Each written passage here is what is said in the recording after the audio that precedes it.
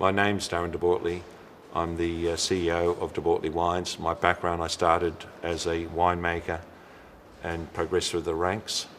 All the families involved in the wine business, my sister and her husband run the Yarra Valley operation. Youngest of the family, Victor, looks after our exports, and middle brother, Kevin, looks after the vineyards around the Riverina. It must be great to have all the family members around. And how important is the family to the De Bortoli business? Oh, it's very important. I mean, it started off with the grandparents and was passed on through to us, and we've just had that feeling that the family has to stay in it. They haven't been able to get out of it one way or another. But it is very, very important, and there's no other word to explain it. Yeah. The first De Bortoli arrived in Australia. Yeah, I need more. That was our grandfather, Vittorio. He arrived in the early 20s.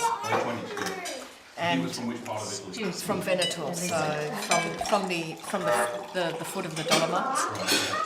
And he was from one of how many kids? 7 or something, wasn't he? Yeah, so he was the youngest, and I think he felt that for any opportunity in life that he needed to go elsewhere, that the family farm wasn't going to support all of them. So like a lot of migrants at that time, I think he just looked at the new world as full of opportunities. You have a lunch here in this week, don't you, every week for a lot of the key members? Yes. It's a carry-on from when we used to have lunch every day. And in the beginning, when I first married into the family, we would be preparing lunch even for all the pickers. And we'd have these huge long tables every day during vintage. Most of us know that Italian families are very, very strong family units.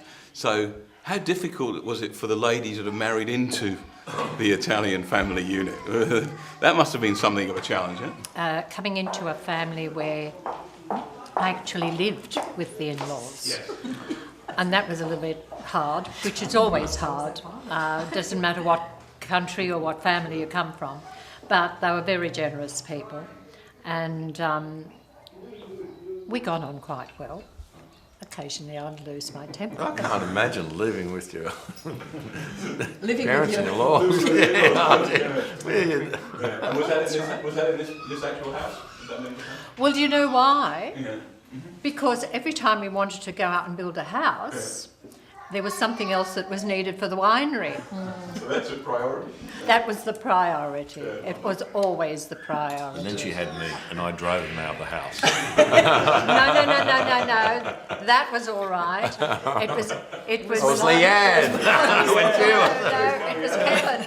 Oh, it's Kevin. Yeah, he was always crying, was he? Yeah, there wasn't enough room in the car. And a key member of the family who's not that direct family is Steve, who's just won the Winemaker of the Year award. In 2007. 2007, yes. yeah. He's a very passionate, very clever winemaker. Yeah.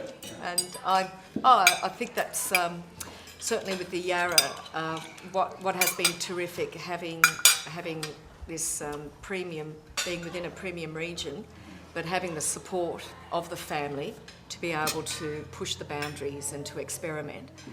And Noble One's been a very important part of our journey as a company. It was the genesis for the company then to move into the Yarra Valley and then our later expansion into the King Valley and then the Hunter Valley. Yeah, we've been making Noble One for now over 25 years. The only vintage we missed out on was 89. The great sweet wines of the world are made using a fungal infection called Botrytis cinerea. In ideal conditions, this creates what's known as noble rot. And what happens is the fungus grows on the outside of the grapes, sucks the moisture out of the grapes, imparts flavours into the grapes, but also concentrates the sugars considerably. So you're almost getting a doubling of the sugar concentration.